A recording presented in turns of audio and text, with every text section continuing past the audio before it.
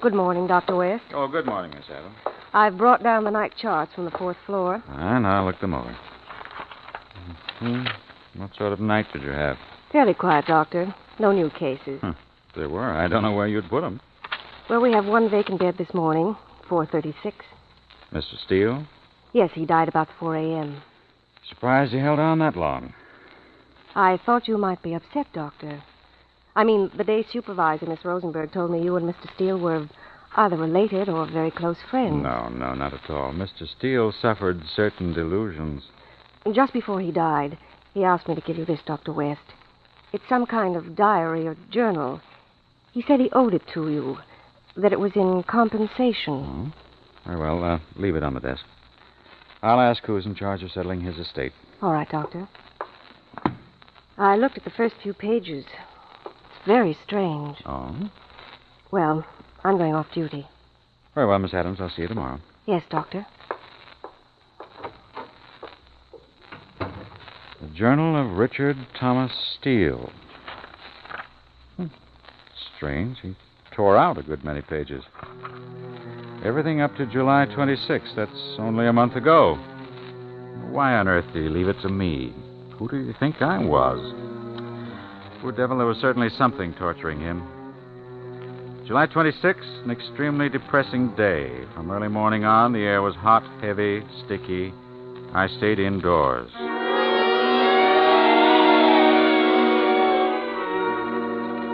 I stayed indoors with the blinds drawn, spent 3.5 hours arranging and cataloging a new shipment of books.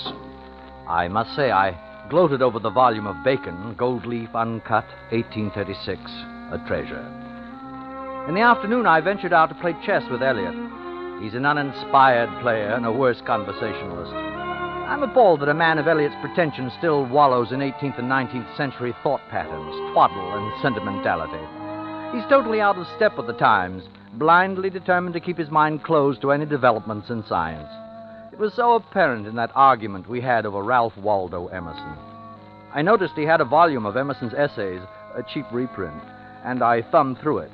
There was one paragraph in the essay called Compensation, which especially annoyed me. I must have snorted because Eliot was instantly on the defensive. When I asked him if he actually believed such claptrap, he fairly leaped at me. Certainly, I believe there's compensation, Richard. Tit for tat, measure for measure, love for love. Whatever a man does comes back to him. Good for good, evil for evil, so that if I should commit a crime, I would of necessity be punished. In one way or another, yes. You mean that I would in some way suffer in compensation for my evil deed? Isn't that what Emerson says? I want to know what you believe. I believe what he says. Well, let's read what he says, discounting the poetry and all the emotional overtones. Emerson says, commit a crime and the earth is made of glass. Commit a crime and it seems as if a coat of snow fell on the ground, such as reveals in the woods the track of every partridge and fox and squirrel and mole. You cannot recall the spoken word, you cannot wipe out the foot track, you cannot draw up the ladder, so as to leave no inlet or clue. Some damning circumstance always transpires. The laws and substances of nature, water, snow, wind, gravitation, become penalties to the thief. Well, Eliot. Beautiful, isn't it? Don't be evasive, Eliot. We're discussing his theory. Well, I don't see how there can be any argument. We know a good deal more than Emerson, you old fellow, especially about the laws and substances of nature. They surely haven't changed. No, but we've taken them into the laboratory. We've tested the substances and we've mastered the laws, put them under our control. The scientific method, Eliot. Why, it cancels out every word your friend Emerson wrote. The scientific method. Is it an open sesame to all knowledge? Does it make us gods? There are still mysteries we can never fathom, Richard. For instance, the mysteries in ourselves. In our souls? Yes, in our souls. And whatever it is we have that cannot be weighed or tested, yet which manifests itself in every good or evil thing we do. Say you commit a murder. Say I do. A perfect crime. For I grant you that a man of your intelligence can outwit the police. Nevertheless, you could not escape from, well, let's call it your conscience. But, say I commit a laboratory murder. What? Oh, let me put it this way. To catch a murderer, the police first set out to discover some connection between the murderer and his victim, which leads them to the motive for the crime. And when a murderer is caught by his own conscience, it is also through his connection with his victim, his emotional connection. but in a pure abstract murder, one occurring in an emotional vacuum. Impossible. The two participants would be connected only by the unadulterated act of killing. But isn't every man connected first of all with himself? I mean, a man renders judgment on himself. In his soul, I would say. Oh, what superstitious claptrap, Elliot. Apparently you're completely unable to grasp my premise. Theoretically, a laboratory murder is entirely possible. Well, why not actually? It'd be very interesting to test the theory and find out.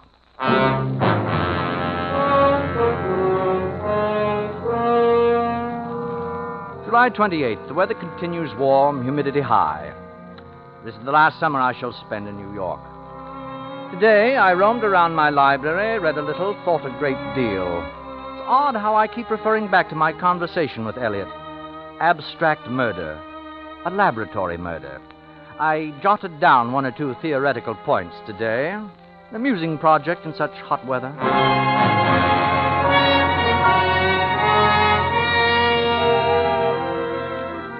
What utter nonsense to think of conducting a laboratory experiment in writing on paper. Why, it's a contradiction in terms. The core of the scientific method is to prove theory in life. So, let us proceed actually to create a pure murder. A murder committed, as I said to Elliot, in a material and emotional vacuum. A murder of someone with whom I have no connection, whom I have no possible reason to kill. But I will decide how to choose my victim after I've made all the other preparations and have purchased the necessary equipment. Gloves, sir? What kind of gloves? Oh, any kind of gloves? But I mean, what do you want them for? Driving, gardening? I want gloves I can use for almost anything. Oh, well, now, we call these utility gloves. Oh, yes, those are excellent. Yes, what size, sir? Any size, medium. Now, these look just about... No, I don't want to try them on. I'll take them as they are. Just wrap them up. You know, I'm very fond of a genuine old-fashioned hardware store like this one. Well, lots of people tell me that, sir. Anything special you're looking for? No, I suppose I'm just browsing. Oh, yes. What are those, ice picks? Yes, sir. Quite a selection. Screwdrivers and... Oh, there's something I want. A knife? One of those. Well, to be fair with you, sir, those are pretty poor knives. That's why they're marked down. Too big for paring, too small for carving. Just knives. That's about it. The best possible recommendation. I'll take one.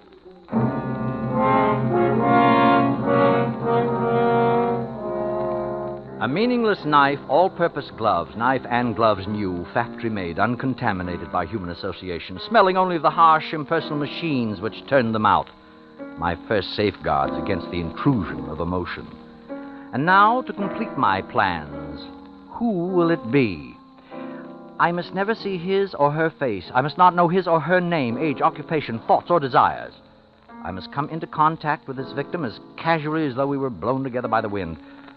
There can be no selection, no volition on my part, except the elementary volition necessary to raise my arm to kill.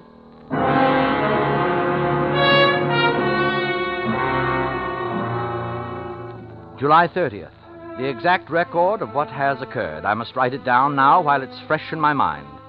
I'll be absolutely precise and objective. Very well, then. At exactly 10 p.m. tonight, I left my house wearing the new gloves and carrying the knife in my right-hand coat pocket. I walked an undetermined number of blocks, turning corners at random, taking care to observe no street signs or landmarks.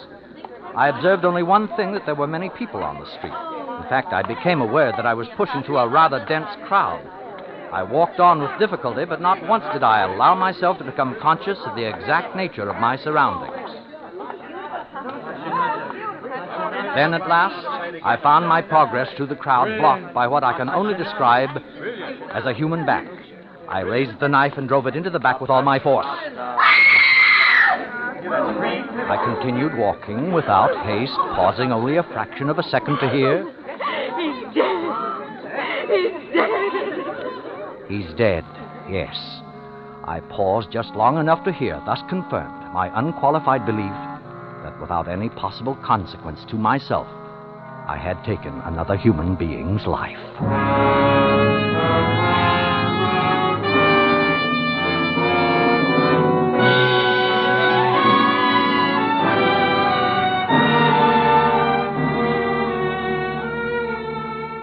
You are listening to Mr. Joseph Kearns in Sylvia Richards' Study in Motive, The Earth is Made of Glass. Tonight's presentation in radio's outstanding theater of thrills, Suspense.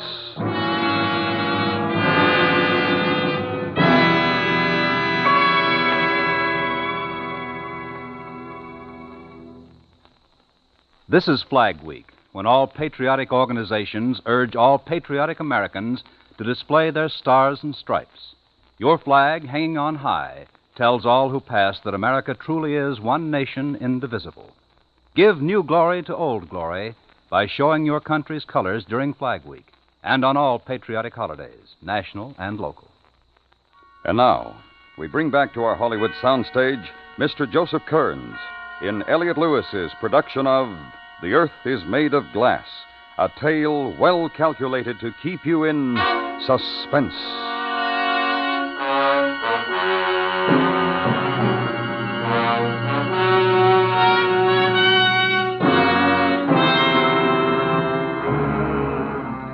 August 1st. All day I felt enormously stimulated, elated by the success of my experiment. The very intensity of the sun outside my study has added to my feeling of well-being. Tomorrow I shall complete my notes on this extraordinary and, I'm sure, valuable psychological study. Today I shall relish to the full my mood of achievement. How I regret that I can't tell old Elliot. I can picture the disbelief and horror on his face if he knew. Compensation. Oh, tut-tut, Mr. Emerson.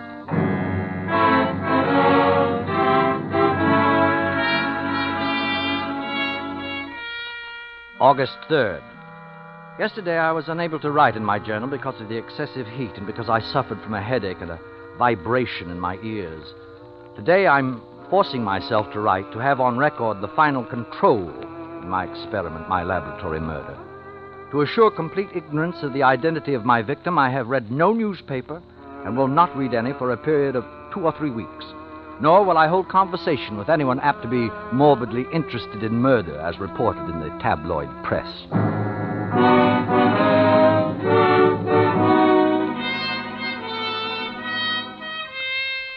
August 4th. The heat is unbearable, and all day I have felt that odd, heavy vibration in my head, now also on my arms and body.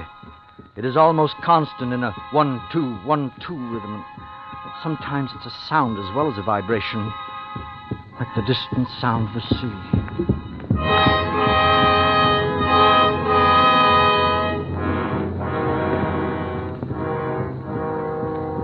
I must consult a doctor.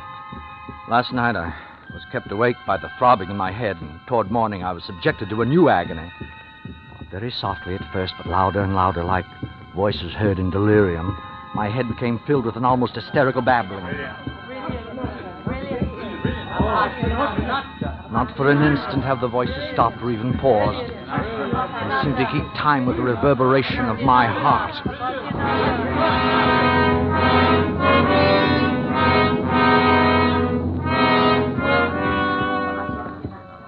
August 8th. I have no need to consult a doctor, for I know the nature of my illness. Last night, trying to drive the unspeakable uproar from my brain, I turned to music. But when I put the record on the machine, Schnabel's recording of Beethoven's F minor sonata, the Appassionata, the sound in the voices rose to a bedlam, shrieking, drowned out the music. And then I knew, in spite of every precaution, my laboratory murder had not taken place in a vacuum. Two things had penetrated my shield. First, the voices echoing in my ears, the fragments of speech about a concert, are the same voices I heard in that crowd, rising again and again to the climax of a woman's scream.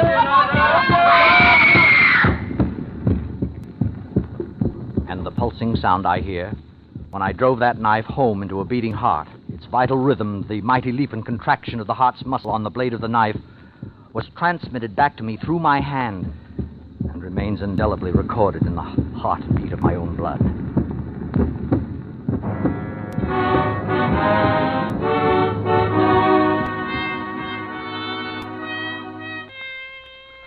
August 11th. During the past hour, the incessant hammering of sound has receded, but I know this respite will be brief. Now, while I'm able to reason, I must discover where I erred and act swiftly to correct my error. There's no turning back. The death I caused is an accomplished fact. And each day I remember something more. Today, suddenly, like a photograph imprinted on my brain, I saw the black collar of his coat, his gray hat, and between his clipped, silky, reddish hair. And I had and still have an insatiable desire to turn his head around to see his face. Perhaps there's only one course for me to take, to reverse my plan, learn everything about my victim, every possible detail, create for myself a total portrait, and then discard it in its entirety. Learn his name, age, address, all the statistics of his life. Oh, I beg your pardon, miss. Where are the newspaper files? What dates did you wish to see? The week of July 30th. Which paper? The Times. I'll start with that. Oh, just a moment. I want them for the whole week. Yes.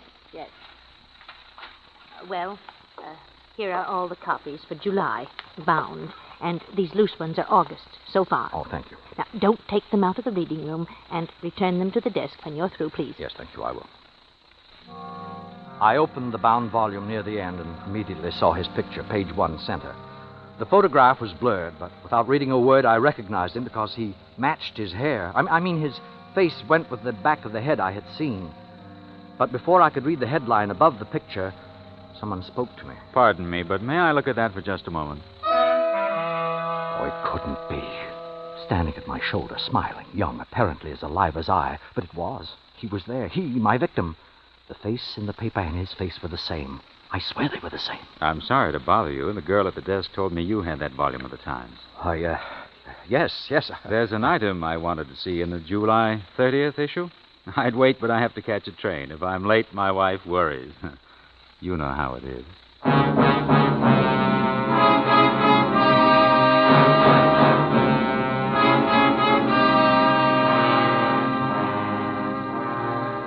If I am late, my wife worries. And that night, he was very late. Somewhere, she's still waiting. Is that what he wanted me to know? Oh, but this is madness, hysteria. It's merely coincidence that the man in the library looks so much like him. He's dead. I know he's dead, and the dead neither walk nor speak. I must believe that. And I must go back to the library and find out where he lived, who and what he was.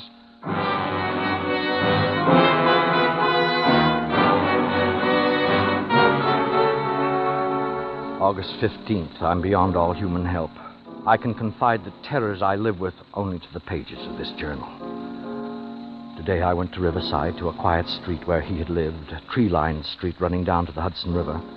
I walked past his house, number 246 Palisades Road. A young woman on the front porch was trimming a morning glory vine. I ached to speak to her and ask her name, but the words stuck in my throat. I walked on. Then at the next corner, it happened again. I had paused at the curb when he came up behind me. Pardon me, did you see the bus go by? The bus. Yes, the bus for Columbia. Say, what's wrong? Are you ill? No, I'm all right. You look like you're about to faint.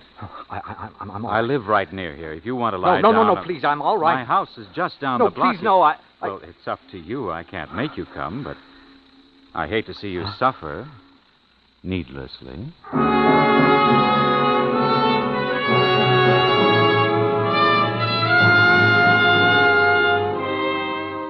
August 20th. He doesn't like to see me suffer.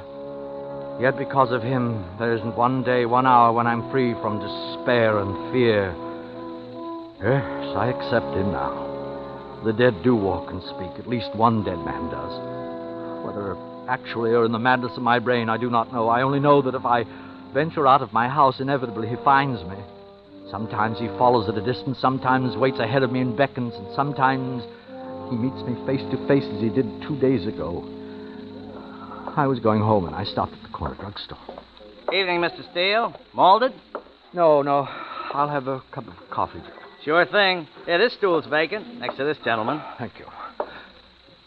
Oh, no. Go ahead, sit down. Sure, sit down. I won't bite you. Hey, here's your coffee. No, Joe, I changed my mind. Look, fella, if it's something about me... What's wrong, Mr. Steele? What do you want of me? Tell me what you want.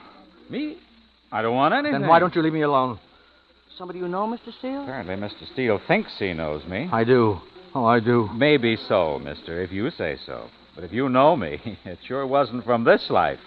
Must have been some other incarnation.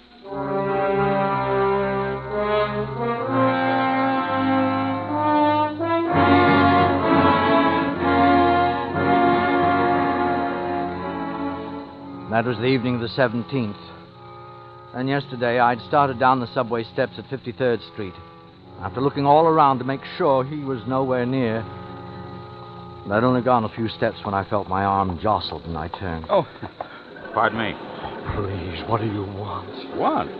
What do you mean? Why are you following me? I looked and I didn't see you, and then suddenly you struck my arm. Maybe it's just fate or something. Anyway, I said I was sorry. Then have mercy on me and go away. Look, you don't own the subway. Please, I beg of you. Okay. Since my face seems to give you the willies, I'll be big-hearted. I'm in no hurry, got all the time in the world, so I'll wait and take the next train.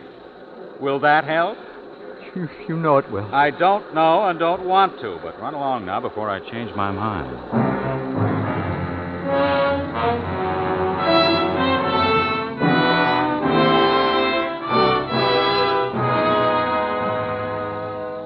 August 26th.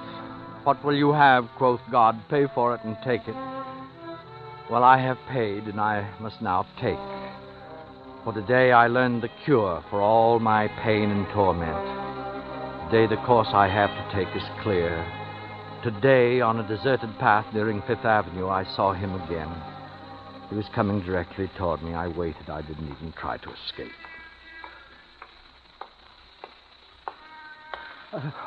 Wait, I must ask. Ask me what? Only one question. I have to know. I'm not sure Please, I understand. We don't have to play games or pretend. I accept you. You're real. Yes, I guess I'm real And enough. only you can give me the answer. Why me? Please, I can't stand much more. Can't you see? You look sick. If you want me to help you, There's only one way you can help. Only one way. Just answer me. Well, okay. Go ahead. I'll try. Do you believe in compensation? Now, what do you mean by that? I mean, if someone does evil, if I have done evil, must I get evil in return? Well, say it again. Do you believe in good for good, evil for evil? Look, what about killing? Well, there's all sorts of killing. In the war, I killed several people. I know, but senseless killing with no reason. What is the compensation for that? You've asked a pretty complicated question of a pretty simple guy. The only thing that comes to my mind right now is what it says in the Bible, an eye for an eye and a tooth for a tooth. That's what you believe? Well, sure, I guess that's what I believe. Well, does that answer your question?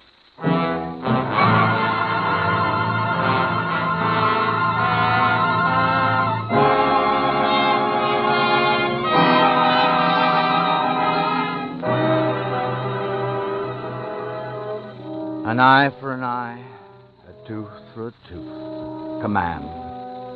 The price asked by the only one who can ask it. Well, I'll pay. For I've learned that no event between two human beings can happen in a vacuum. We're all enmeshed, bound together through our blood in a pulsing net. And if one of us does violence to another, he does violence to himself.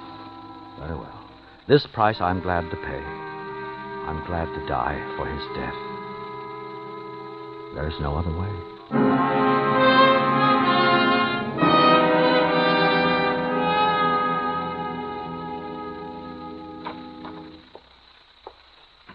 Hello, Mr. Steele.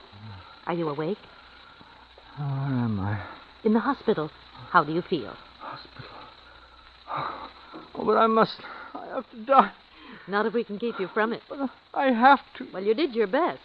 And what a silly way to do it with a butcher knife. I tell you, you have to let me die.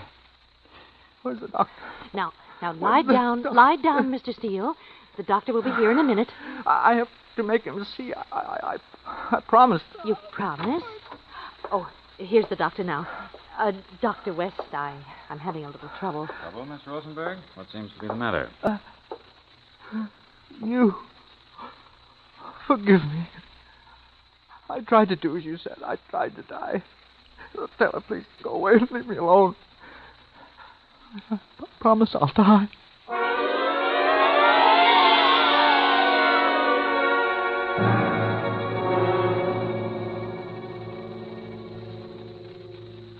Miss Adams, Yes, Dr. West? did you finish reading his journal? Yes, Doctor. It's a weird document. Certainly is. What made him think you were the man he killed? That was the nature of his illness. He had a fixed delusion. He looked at me and saw someone else's face. How strange. Yes, but there's something stranger still. When I finished reading this, I called the police and checked. About the murder? Yes, and there was no such murder as he described. Not on July 30th, not ever. He didn't kill anyone? He never drove his knife into a living back. But Richard Steele killed. In his mind. You mean just because he thought of killing? No, he went further than that. He selected his victim. Who? The man whose picture was in the paper. I looked it up. It was on the front page of the book review section, the photograph of an author. Someone he wanted to kill? Yes. And even for that crime, because he wished for someone's death. The earth was made of glass. There was full compensation. Whose death? Who was it? The author of a new biography called Ralph Waldo Emerson in Our Times. And who was it by? The author was Richard Steele himself.